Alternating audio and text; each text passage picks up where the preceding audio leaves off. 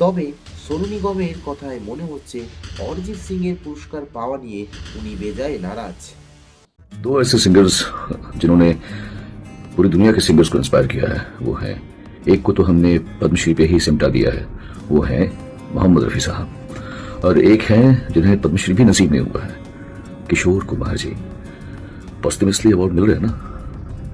और जो हैं अभी उनमें से अलका याग्निक जी, इतना लंबा और कमाल का करियर रहा है, उन्हें कुछ नहीं मिला अभी तक। श्रेया घोषाल, बहुत समय से वो भी अपनी कला का लोहा मनवा रही है, उनको भी मिलना चाहिए। सुनिधि चौहान, उन्होंने भी एक पूरी जनरेशन को इंस्पायर किया अपनी अलग सी आवाज से, उन्हें भी कुछ नहीं मिला अभी तक। और ऐसे कौन से नाम है किसी भी फील्ड के। নমস্কার, আমি সুমন। আজকে আপনাদের সামনে একটা ইম্পর্টেন্ট বিষয় নিয়ে আলোচনা করব, যে বিষয়টি ইতিমধ্যে ভাইরাল হয়ে গেছে। এই ভাইরাল বিষয় নিয়ে আমি আপনাদের মন্তব্য জানতে চাই।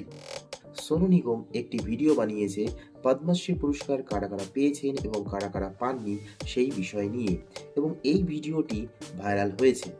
আর আমাদের পশ্চিমবঙ্গের একজন বিখ্যাত সিঙ্গার, যাকে আমরা সবাই চিনি, অরিজিৎ সিং, উনি পদ্মশ্রী পুরস্কারে সম্মানিত হয়েছেন, যার গান প্রতিটি এজের মানুষ পাগলের মতন ভালোবাসে। বর্তমানে তিনি পদ্মশ্রী পুরস্কার পেয়েছেন। আর এরই মধ্যে সোনু নিগম পদ্মশ্রী পুরস্কার পাওয়া নিয়ে ভিডিও বানিয়েছেন, বলেছেন কিশোর কুমার, আলকা ইয়াগনিক পুরস্কার পাননি। আমরা জানি 25শে জানুয়ারি 2025 পদ্মশ্রী অ্যাওয়ার্ডের বিজয়ীদের নাম ঘোষণা হয়েছে। এন্টারটেনমেন্ট ইন্ডাস্ট্রির অরিজিৎ সিং, লোকগায়িকা শারদা সিনহা এবং ফিল্ম ডাইরেক্টর শেখর কাপুরকে পদ্মশ্রী অ্যাওয়ার্ডে সম্মানিত করা হয়েছে। আর এই পুরস্কারের জন্যই সোনু নিগম চটে গেছে। অবশ্য সোনু নিগম ঠিকই বলেছেন, কিশোর কুমার, মোহাম্মদ রফি, এনারাও তো সঙ্গীত জগতের লেজেন্ড, পুরো দুনিয়ার গায়ককে অনুপ্রাণিত করেছে। শ্রেয়া ঘোষাল, আলকা ইয়াগনিক, এরাও তো পদ্মশ্রী পুরস্কার পাওয়ার হকদার। এমনকি সোনু নিগমও তো সঙ্গীত জগতের বিশিষ্ট সঙ্গীত শিল্পী।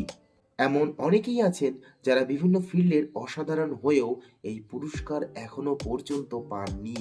আপনাদের কি মনে হয়, এমন কারা কারা আছেন যারা পদ্মশ্রী পুরস্কার পাওয়ার যোগ্য কিন্তু এখনো পাননি, যাদের সঙ্গে কোনো ইনসাফই হয়নি?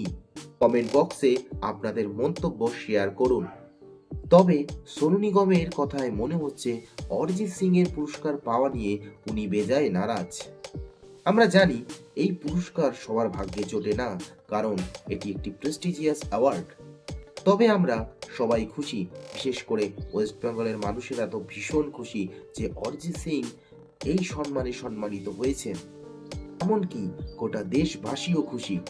আপনাদের যদি কিছু বলার থাকে অরিজিৎ সিং এর অ্যাওয়ার্ড নিয়ে, তাহলে আপনারা অবশ্যই এই কমেন্ট বক্সে আপনাদের মতামত জানাতে কিন্তু একদম ভুলবেন না।